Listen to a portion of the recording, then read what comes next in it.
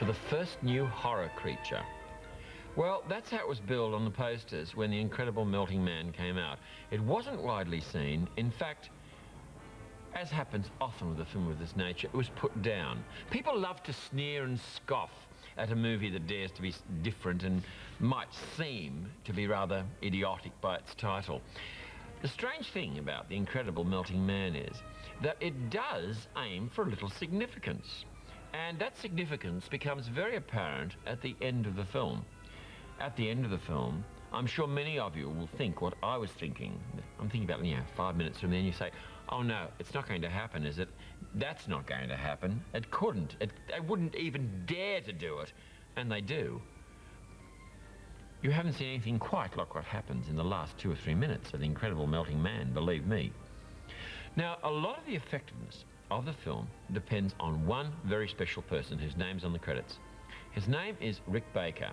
That's Rick Baker there with some of his many creations for the screen. Among Rick Baker's achievements were some of the extraordinary creatures in the Star Wars movies. Rick Baker also, I think, probably worked on American Werewolf in London. I'm almost positive he worked on that. He's a very talented man and has achieved a great deal of renown right through the world of science fiction and horror movie making. Here is the central character in The Incredible Melting Man, an actor whom I don't know at all, Alex Rebar. Now, you're not going to see much of Alex Rebar looking like that because he does play The Incredible Melting Man.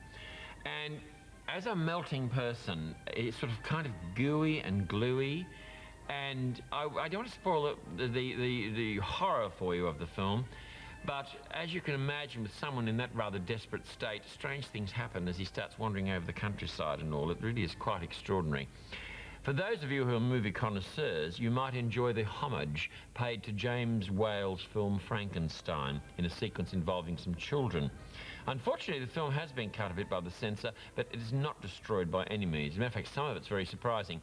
The fisherman in the... Oh, what happens to the fisherman? You'll have to see it just for that. The fisherman, who hears the noise in the brambles, is played by the film's producer.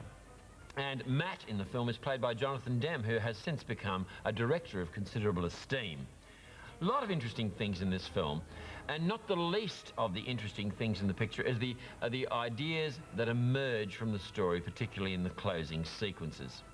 I think you'll find The Incredible Melting Man is not a great film of its kind, but it's also not one to be dismissed lightly.